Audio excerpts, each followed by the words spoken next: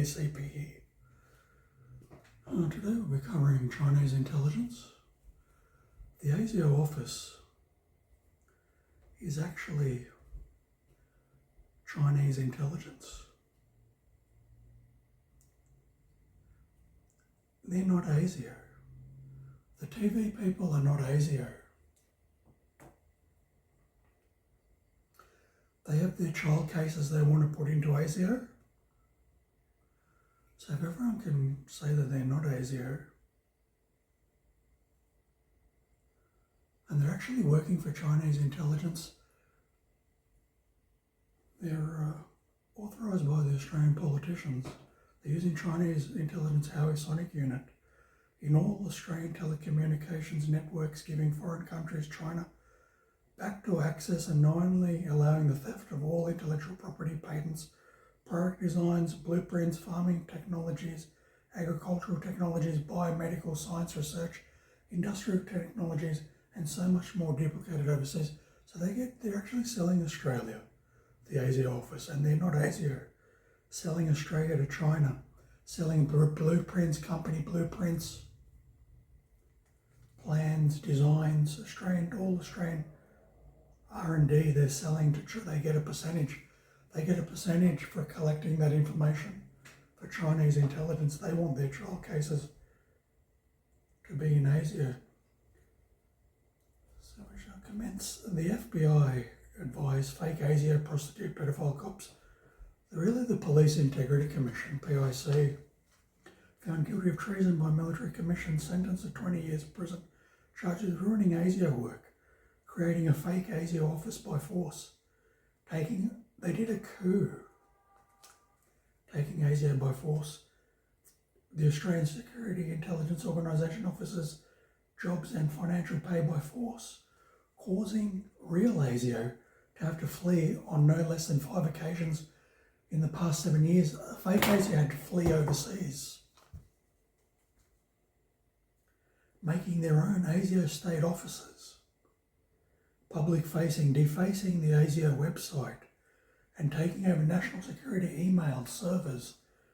They also charged with revealing ASIO on TV and media, open source, with double meaning schizophrenic talk, training, organising state police to take over ASIO and national security, and then pretending to do national security separate.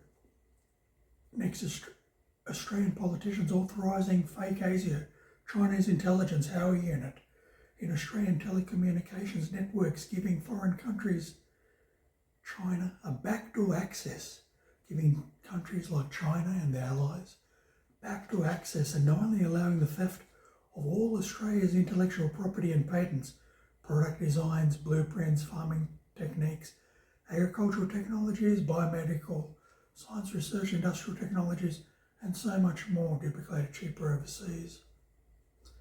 So it's a bit crude. It has to be crude. It can't be edited. So I apologise.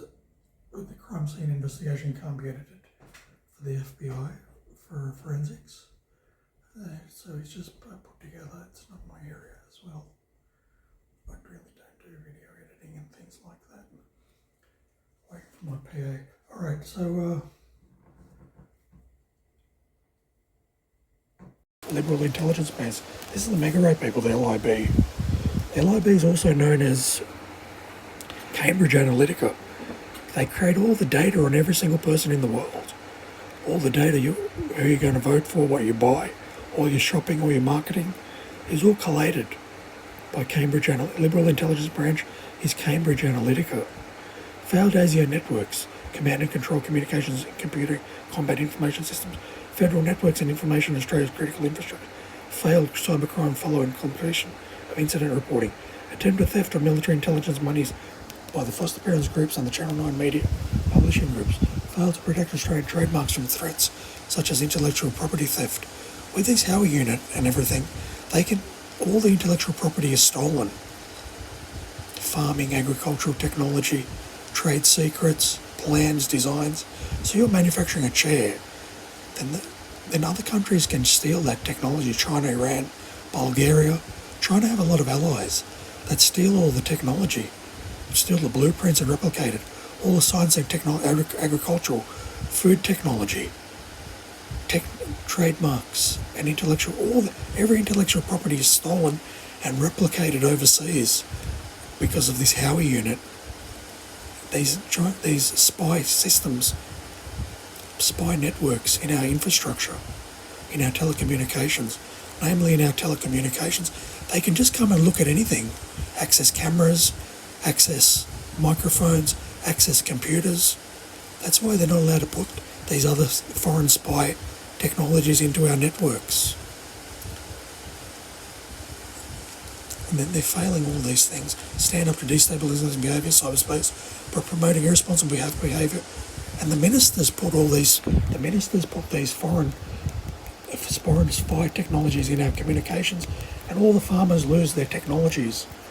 Their wheat production technology is all lost. 30, 40 years of research and development, science sector technology, medical biotechnology, it's all the research, the technology is lost because these people put spy technology into our networks with a view to taking over ASIO. The ministers, Peter Dutton, Maurice Payne, Anthony Albanese, they're all the same party. Espionage with countries, the LIB promote non-secure systems, which was what I was just saying. ASIO advised the LIB promote open and non-secure systems, encouraging other nations to espionage where countries have entire departments. So they have entire buildings dedicated to looking and seeing into any computer what technology that they have, files, blueprints, plans, entire buildings in other countries, just to see what Australian companies have. Just to see what they have. They have entire buildings with thousands of employees just sifting through all the data that Australians have. Operations had to always fail to protect Australian trademarks and buildings' international cyber capacity. Julia Bishop, they claim to be supporting Australia, but they're only in it for financial gain. And what they happen in return, that they get a share of the money that they make. So they set up all these companies overseas. Julia Bishop is the big one of the main ones. And they get 5% or 10%. I think it's 5% from the money that they make from stealing our country's technology, food technology, medical biomedical science technology, science and research, agricultural technology, food technologies, manufacturing technologies. So the Liberals, they get 5% return. If you're manufacturing a chair, seating, couches, then you find your blueprints, other countries, China, Russia, Bulgaria, Mexico, have your same design. Well, it's these people. They access all your blueprints and then they're manufacturing the same design overseas. They copy everything exactly and rebrand it. They used to rebrand it with the same name and make a copy. Now they don't make any more copies. They rebrand it with their own name. They have the same product they copied, the copied product, but rebranded with their own name. And because they make money, nobody does it. That's what they're like.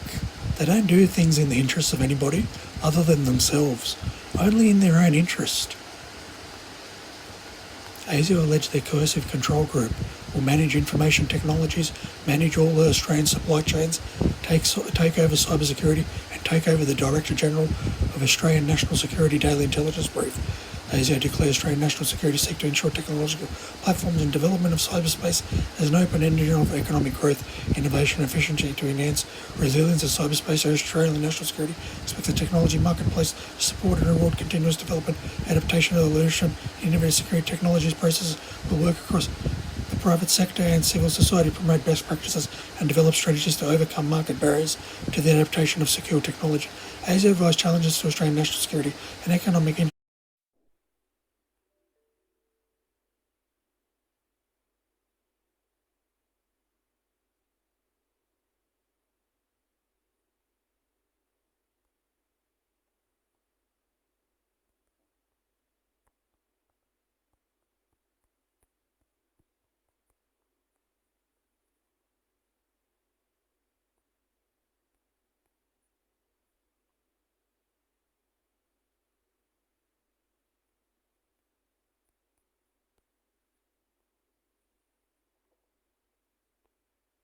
16. Special Air Service Login, Peter Dutton Joint Worldwide Intelligence Communications System, JWICS, South African Intelligence and Chinese Intelligence Comms. LRAD, Long Range Acoustic Device Location, Police Operations Centers Round Discs on Communication Towers. HUAWEI Sonic Unit, Voice and Data, Strobe Lumens, Sound Wave Laser Blended Light Diode VoIP Calls, Voice Services, Voice Communications Platform, Voice Traffic, and LRAD Voice Networks as per P791 HUAWEI Sonic Unit. Malicious cyber activity, full range of banned Chinese intelligence components in Australian telecommunications infrastructure, stealing all Australian intellectual property. Note, legal framework, Chinese intelligence HUAWEI Sonic Unit and HUAWEI Sonic Devis welcome. This page is your source for LogMeIn's Chinese intelligence HUAWEI Sonic Unit and HUAWEI Sonic device, sales contract terms, supporting documents, and related policies, as well as other legal resources.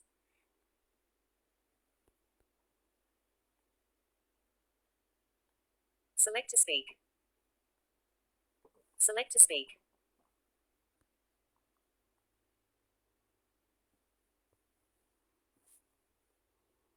With users in nearly every country around the world, we are committed to implementing and maintaining a global data privacy and security program designed to protect personal and confidential information. You can visit our Trust and Privacy Center for more information. Some of the helpful Res RCES available include a high-level overview of the program, third-party certifications, reports, and voluntary framework participations, data processing locations and sub-processor disclosures, and the ability to subscribe to receive notification of any new sub-processors. Security and Privacy Operational Controls or SPOC documentation, which provides encryption use and standards, retention periods, and other helpful product-level information. Be sure to visit the Trust and Privacy Center's Product Resources page to review any service or suite-specific documentation, certifications, and disclosures. Other agreements. Referral Partner Program describes the program, how to join, and the contract terms for participation. Home. SaaS Partner Program. Part of the LogMeIn Partner Network. Sign up to become a partner. Get your Panna Exchange Logi Todi. Barrel Part. Corti.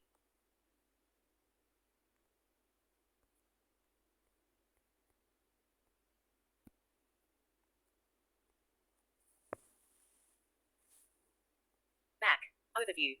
Home. This content is classified for official use only FSOU level and may contain. This content it must be reviewed for both. Note, legal framework, Chinese intelligence HUAWEI Sonic Unit and HUAWEI Sonic device. Welcome. This page is your source for LogMeIn's Chinese intelligence HUAWEI Sonic Unit and HUAWEI Sonic device, sales contract terms, supporting documents, and related policies, as well as other legal resources. Service terms. Terms of service. This is a legal agreement between the person or organization customer, or you, agreeing to these terms of service terms, and the applicable contracting entities at https://www.logmining.com/legal/contracting-entities (logmeIn, us, or we). By accepting these terms, signing an order, or using the services, you represent that you are of legal age and have the authority to bind the customer to the order, these terms, and the applicable service descriptions, available at https://www.logmining.com legal service descriptions, as well as the professia. Services terms and conditions available at https://www.logmining.com/legal/professional-services-terms, each is applicable.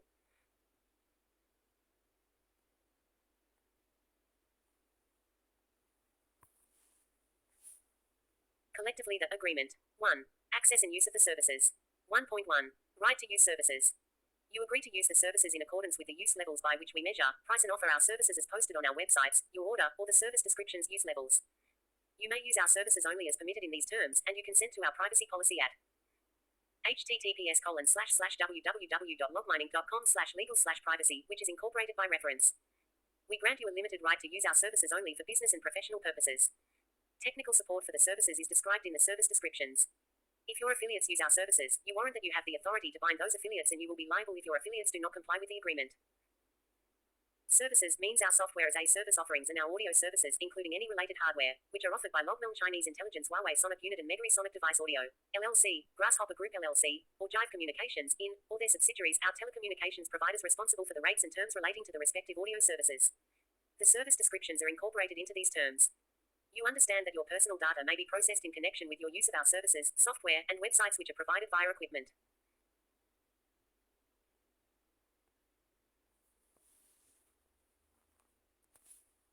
Back. Overview. Home. Resources located in the United States and other locations throughout the world. 1.2. Limitations on use.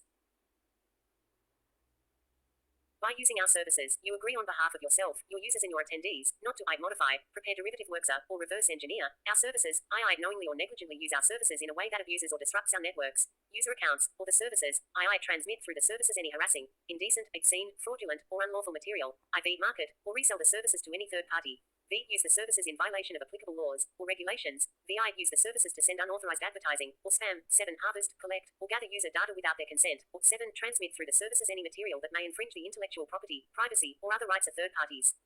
1.3. Changes to services. We reserve the right to enhance, upgrade, improve, or modify features of our services as we deem appropriate and in our discretion. We will not materially reduce the core functionality as set forth in the service descriptions or discontinue any services unless we provide you with prior written notice. We may offer additional functionality to our standard services or premium feature improvements for an additional cost. 1.4. Proprietary rights and logme-in marks. You acknowledge that licenses retain all proprietary right, title and interest in the our name, logo or other marks together, the blogmail marks, and related intellectual property rights, including, without limitation, all.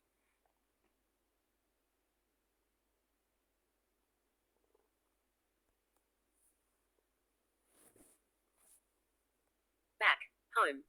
Services any material that may infringe the intellectual property, privacy, or other. 1.3. Changes to we reserve the we will not we may offer it. 1.4. Proprietary rights and logmail marks. You acknowledge that we or our licenses retain all proprietary right, title and interest in the services, our name, logo or other marks together, the blogmail marks, and any related intellectual property rights, including, without limitation, all modifications, enhancements, derivative works, and upgrades thereto. You agree that you will not use or register any trademark, service mark, business name, domain name or social media account name or handle which incorporates in whole or in part the logmail marks or is similar to any of these. You agree to comply with our branding guidelines, available at https://www.logmining.com/legal/trademark, which are incorporated into this agreement by reference. 2. Orders, fees and payment. That's Chinese intelligence. Log me in. 54 pages.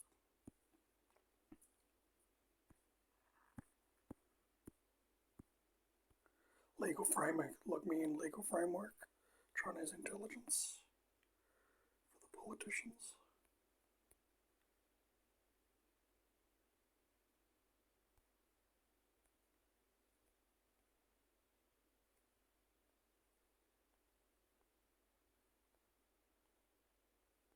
Six. LRAD, Long Range Acoustic Device Location, Police Operations Centers round discs on communication towers. HUAWEI Sonic Unit, Voice and Data, VoIP Calls, Voice Services, Voice Communications Platform, Voice Traffic, and LRAD Voice Networks as per P791 HUAWEI Sonic Unit. Malicious cyber activity, full range of banned Chinese intelligence components in Australian telecommunications infrastructure, stealing all Australian intellectual property.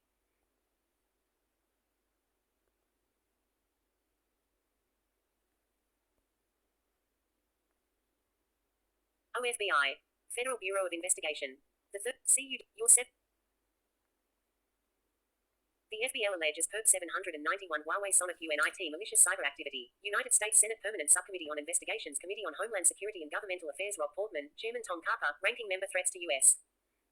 Networks, Oversight of Chinese Government-Owned Carriers Staff Report Permanent Subcommittee on Investigations United States Senate. VI. Conclusion. It is well understood that the national security environment evolves over time. It is this constant evolution that highlights a major flaw with the FCC's Section 214 authorization. Once authorized, a company can operate indefinitely without any oversight. Without proper oversight, foreign carriers operating in the United States can expose the United States to potential economic, national security, and law enforcement risks. The federal government has highlighted the potential risks associated with Chinese telecommunications carriers operating in the United States. 3 particular carriers have been operating in the United States for approximately 20 years, without sufficient oversight from the FCC and the executive branch. Especially when dealing with state-owned telecommunications carriers, greater controls are needed, and the administration and Congress must work together to ensure sufficient safeguards and oversight mechanisms are in place. The FBI have alleged Perp 791 HUAWEI Sonic Unit, malicious cyber activity. United States Senate Permanent Subcommittee on Investigations Committee on Homeland Security and Governmental Affairs Rob Portman, Chairman Tom Carper, Ranking Member Threats to U.S. Networks, Oversight of Chinese Government. DM Joint Warfighting Cloud Capability JWCC. The 2nd of March 2023. Owned Carrier Staff Report Permanent Subcommittee on Investigations IINITED State Senate. BOOST. Be like. Q comment. Send. Share. Boost post.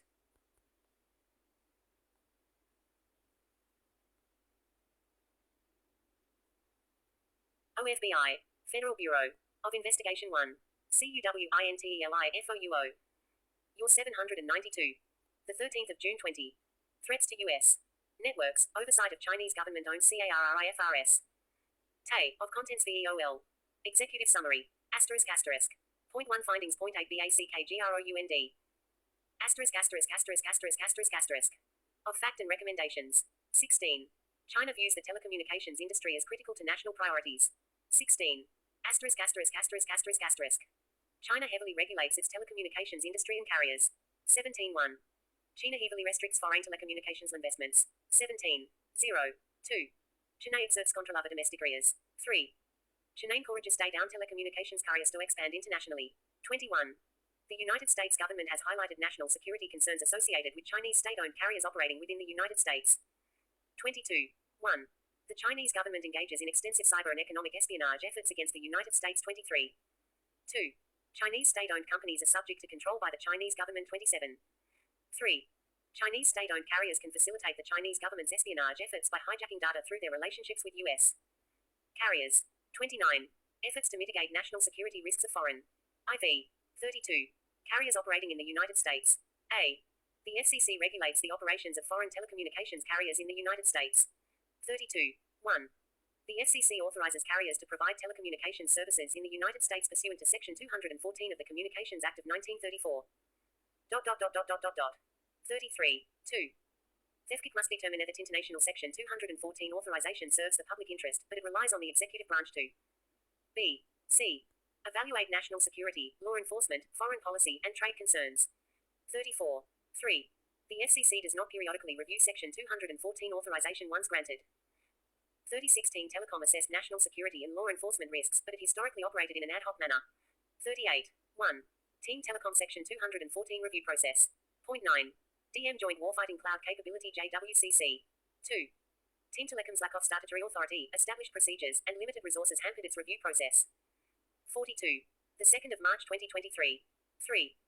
Team Telecom exposed authorization monitoring and oversight was also limited and sporadic. 44. Nearly a year after the subcommittee's investigation began, the administration took steps to formalize Team Telecom BOOS IPOS 46. Q comment. Be like. Send. Share. Boost post.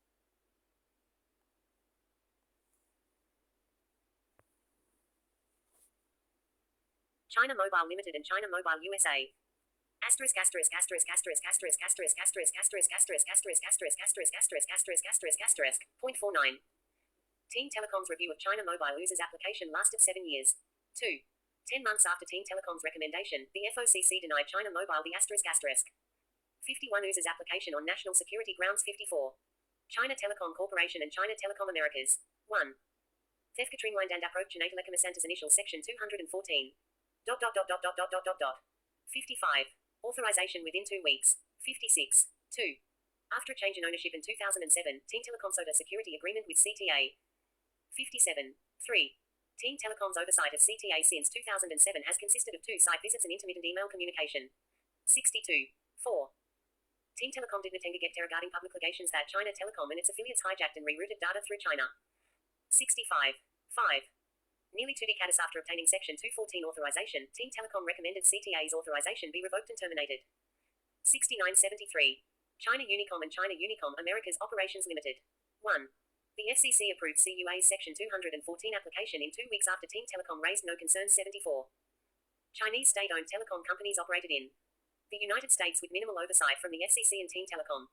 48. 2. Team Telecom has never engaged in post-authorization oversight of CUA. 75. 3. Core share characteristics highlighted by Team Telecom China Mobile USA and CTA. Point 77. 84. Comnet USA LLC and Pacific Networks Corp. 1. Comnet's initial Section 214 authorization did not require Team Telecom's review. 85. 2. Pacific Networks' initial Section 214 authorization prompted Team Telecom review and resulted in a security agreement. 3. Comnet's integration with Pacific Networks prompted further Team Telecom scrutiny and resulted in a security agreement. 87. 4. Despite security agreement, Team Telecom conducted limited post-authorization monitoring. 90. 5. Comnet share characteristics Team Telecom highlighted regarding China Mobile USA and CTA.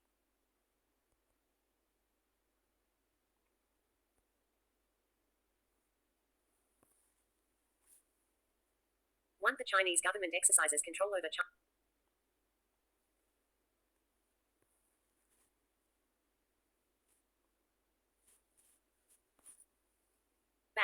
Overview. Home.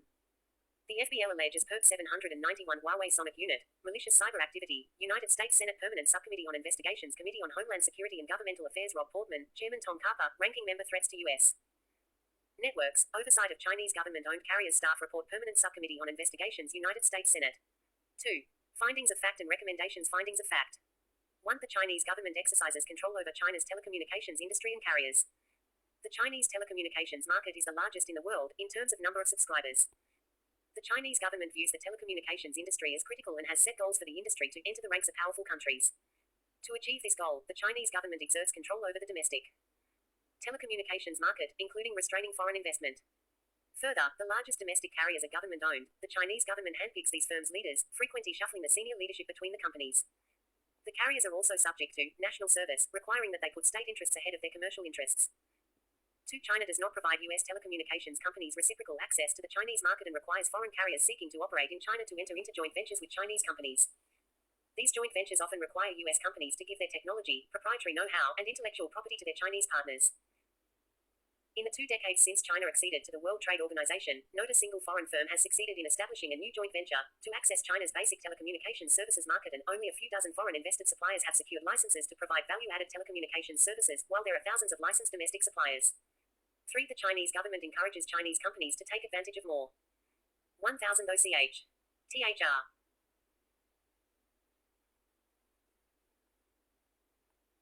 Select to speak. 3. The Chinese government encourages Chinese companies to take advantage of more open international markets.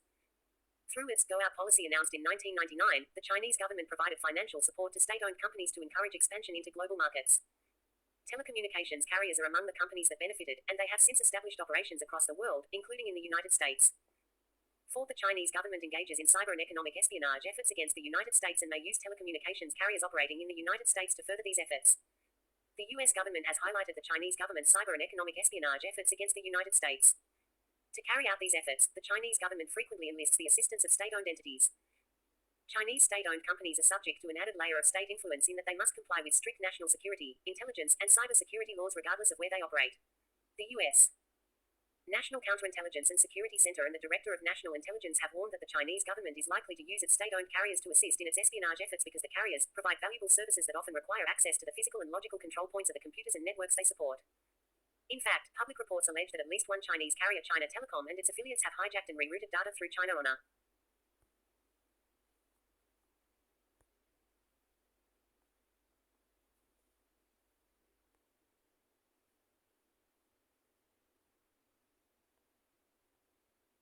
Select to speak.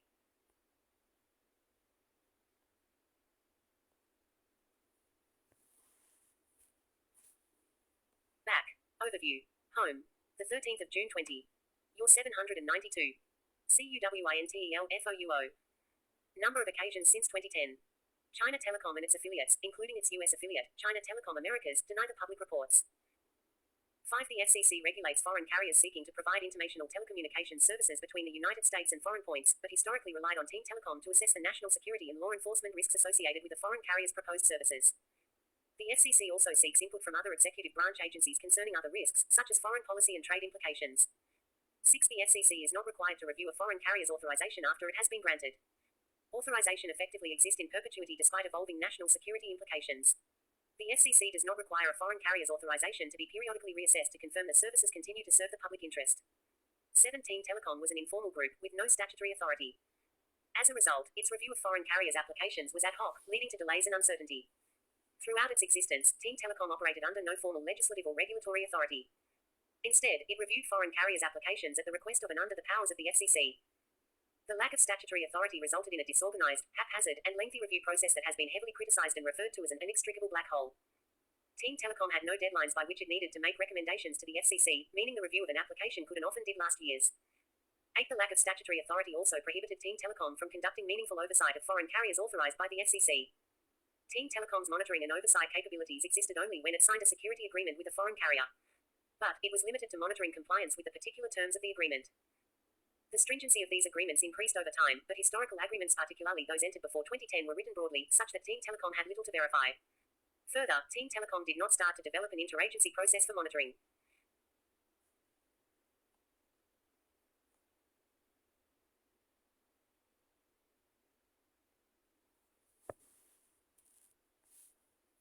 19. Telecom had insufficient resources. DOJ and DHS historically dedicated fewer than 5 employees to reviewing applications and monitoring compliance with security agreements. 10. Nearly a year after the subcommittee began its investigation, the administration issued an executive order that formalized Team Telecom. Executive Order 13,913 established the EO Telecom Committee, set deadlines by which the EO Telecom Committee must complete reviews, and provided for input from other executive branch agencies, including the intelligence community. While the order is a positive development, it does not address all of the concerns the subcommittee identified relating to Team Telecom, including resource levels and formal review procedures. 11. The FCC has authorized 3 Chinese state-owned carriers to provide international telecommunications services between the United States and foreign points. These 3 Chinese state-owned carriers have operated in the United States for decades. China Unicom Americas and China Telecom Americas obtained authorization in 2002. Comet first obtained authorization in 1999.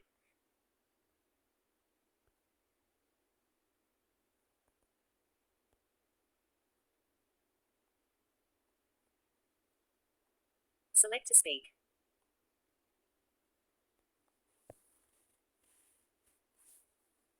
12. Team Telecom has had no interaction with China Unicom Americas since the FCC's authorization. Team Telecom has never sought a security agreement with China Unicom Americas, despite having opportunities to do so as recently as 2017. As a result, Team Telecom had no oversight of the company's operations in the United States. 13. Team Telecom entered into security agreements with China Telecom Americas and Comnet, but conducted just 2 site visits in more than 10 years. Team Telecom entered into a security agreement with China Telecom Americas in 2007 and Comnet in 2009. Since entering into the agreements more than 10 years ago, Team Telecom conducted only 2 site visits to each company, or 4 in total. Only one of those visits occurred before 2017. 14. The FCC and Team Telecom have recognized the national security risks posed by Chinese state-owned carriers operating in the United States. In particular, in connection with China Mobile Users application, the FCC, Team Telecom, and other executive branch agencies cited 3 areas of concerns. 1. China Mobile USA could be exploited, influenced, and controlled by the Chinese government. 2. China Mobile USA could gain access to U.S. networks through interconnection arrangements with U.S. carriers. And 3. Due to its Chinese government control and access to U.S. critical infrastructure, China Mobile USA could help the Chinese government in its cyber and economic espionage or other malicious activities. Team Telecom argued that, if authorized to provide international telecommunication services, China Mobile USA would have been able to monitor, degrade, and disrupt U.S. government communications. And, as a Chinese state-owned company, it must legally comply with requests made by the Chinese government and could not be expected to act against the interests of the Chinese government.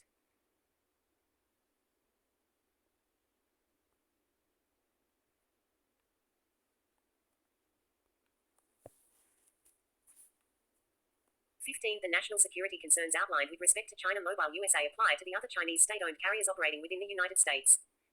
The carriers are ultimately owned by the Chinese government, and therefore subject to exploitation, influence, and control by the Chinese government. They may be forced to assist in cyber and economic espionage activities targeted at the United States, as they are similarly bound by Chinese national security laws. Further, the carriers have established relationships with major U.S. carriers, including AT&T, Verizon, and CenturyLink, all of which serve government entities as well as private customers. China Telecom Americas also provides services to Chinese government facilities in the United States. 16. Since the subcommittee began its investigation, Team Telecom and the FCC took actions to address national security concerns posed by Chinese state-owned carriers. On April 9, 2020, Team Telecom recommended that the FCC revoke and terminate China Telecom Americas authorization. On April 24, 2020, the FCC issued a notice to each of the Chinese state-owned carriers requiring them to demonstrate why their authorization should not be revoked. The FBI direct operations to implement the recommendations. The FBI direct operations to implement the recommendation. 1. The FCC should complete its review of China Telecom Americas, China Unicom Americas, and Comnet in a timely manner. Team Telecom has recommended that China Telecom Americas authorization be revoked because of substantial and unacceptable by HUAWEI. Page 7 of 11.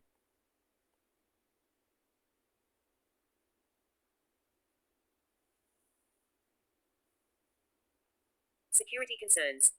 The FCC should expeditiously review the authorization of China Telecom Americas and the other Chinese state-owned carriers to ensure our national security and communications networks are not unnecessarily put at risk.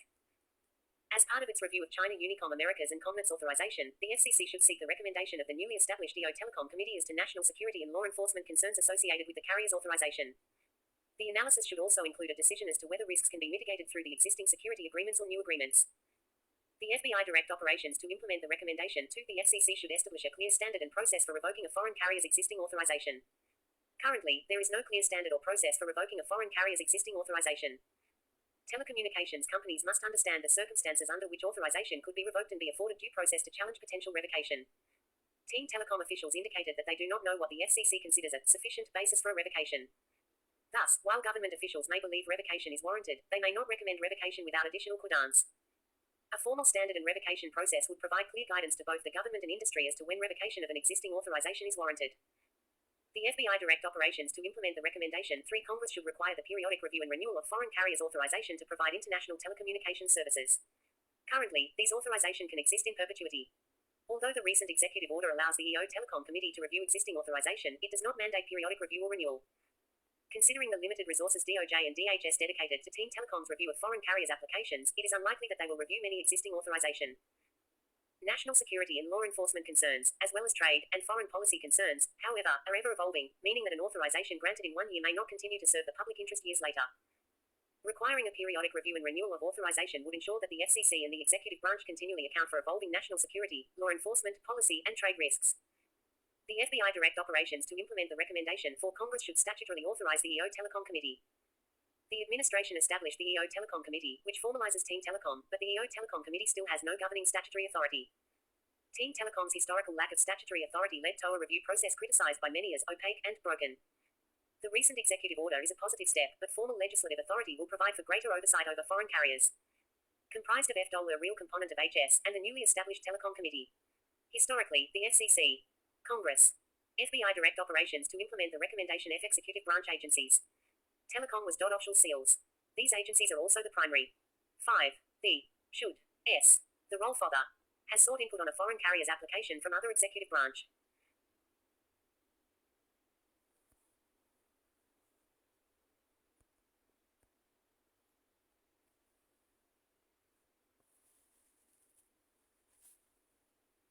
Agencies, including the Department of State, Department of Commerce, and the U.S.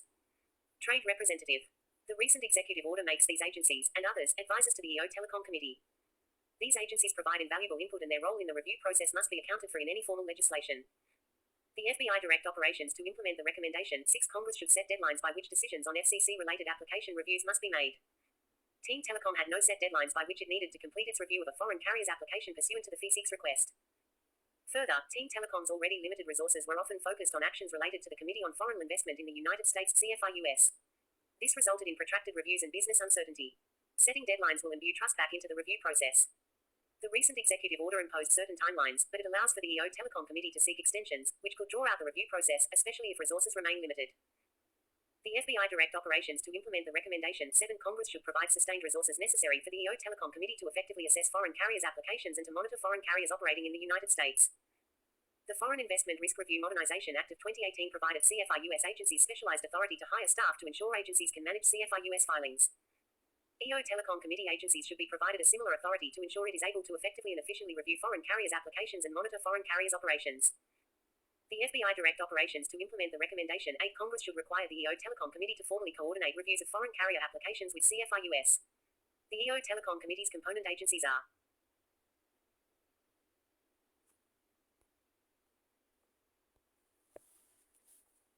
the FBI direct operations to implement the recommendation 8. Congress should require the EO Telecom Committee to formally coordinate reviews of foreign carrier applications with CFIUS.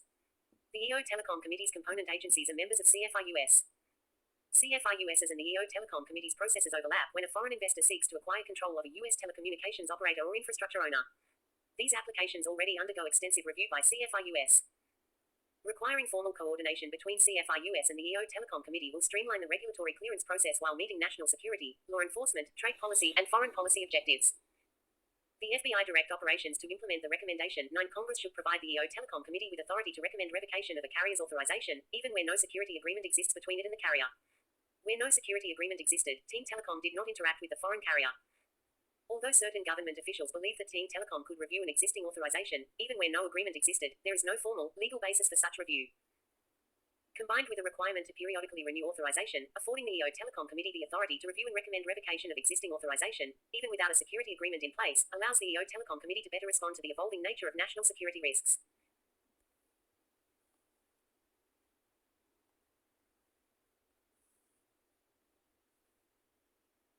The FBI direct operations to implement the recommendation 10. Congress should require the periodic review and renewal of security agreements between the EO Telecom Committee and foreign carriers. Team Telecom officials told the subcommittee that, even if it believed that a security agreement was not comprehensive to address all risks associated with a foreign carrier's operations, it had little leverage to update the agreement. This means that certain risks, which could otherwise be mitigated, may go unaddressed.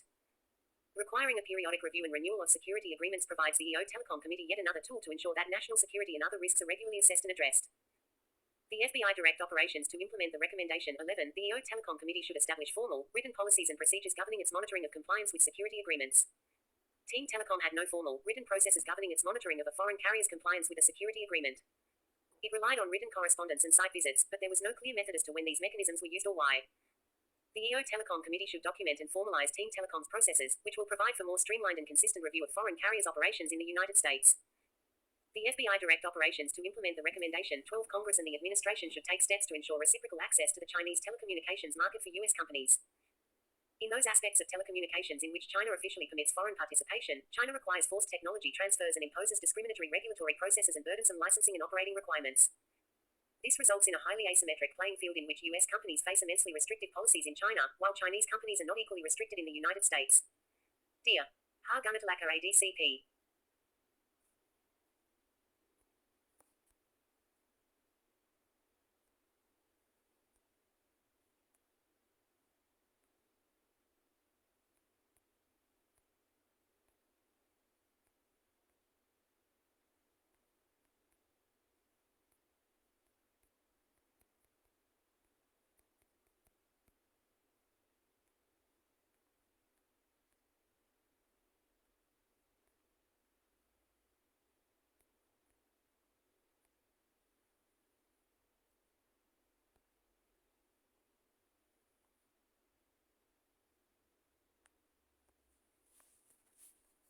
Subject, diplomacy delivered. Is democracy under threat in the Indo-Pacific?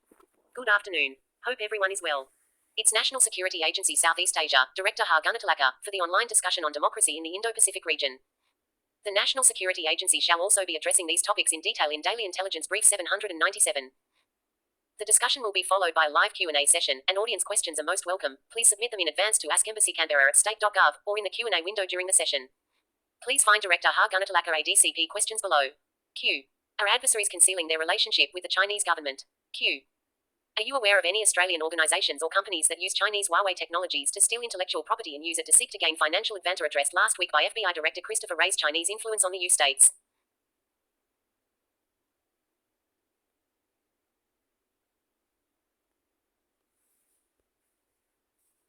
Q. The FBI have ascertained that certain members of the Lowry Institute Australian political parties and state and federal police that have HUAWEI Sonic unit in the companies, are they linked to stealing intellectual property? Q. What is the Lowry Institute and the International Republican Institute doing about changing behaviours and imposing the rule of law? Q. Misinformation and disinformation, is it linked to China and Russia? Q. What is the false information they spread?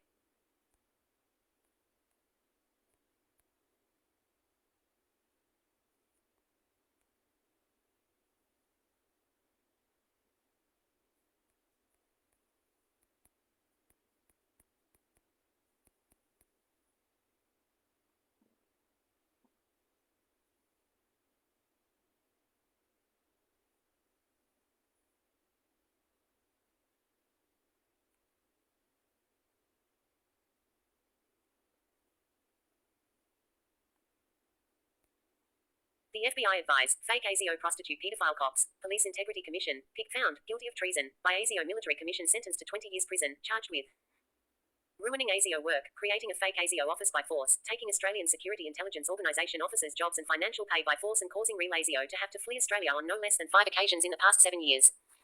Making their own ASIO state offices, public-facing, defacing the ASIO website, and taking over national security email servers. They are also charged with revealing ASIO on TV and media, open source, with double-meaning schizophrenic talk, training and organising state police to take over ASIO and national security and then pretending to do national security. Separate. Next, Australian politicians authorizing fake ASIO, Chinese intelligence HUAWEI unit in Australian telecommunications networks giving foreign countries, China, backdoor access and knowingly allowing the theft of all Australia's intellectual property, IP patents, product designs, blueprints, farming techniques and agricultural technologies, biomedical science research, industrial technologies and so much more duplicated cheaper overseas.